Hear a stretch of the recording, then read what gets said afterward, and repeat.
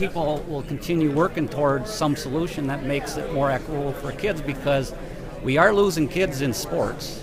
And part of that is if I don't have a chance to go somewhere in the regionals, even the regionals, some schools would just love to win a regional, and they don't have that chance because they run into some of those dominant private schools, and then they decide it's not worth participating anymore. So if we want to keep this great WIA and keep the participation, we got to find a way to make it more equitable.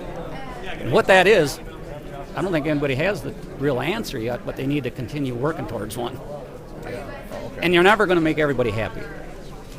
So, are you disappointed that there wasn't some sort of course of action decided on today? I mean, there's not a committee, another set of discussions. Are we going to get yeah, we're a little out? disappointed, but my whole thing, like I said earlier, was it got it on the table. We had a great discussion here. It shows with the first vote, I don't know how many amendments we had, but it showed that we had a pretty, what was it, like 30 votes difference.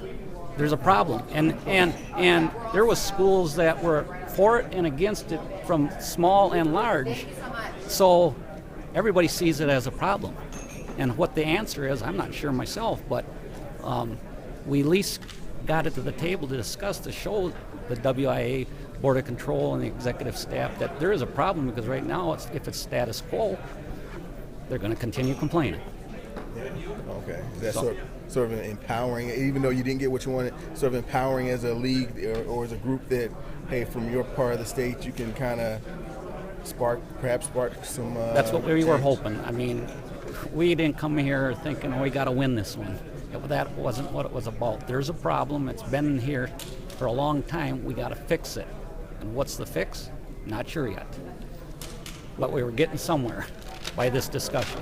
Here's a big question posed as a small question.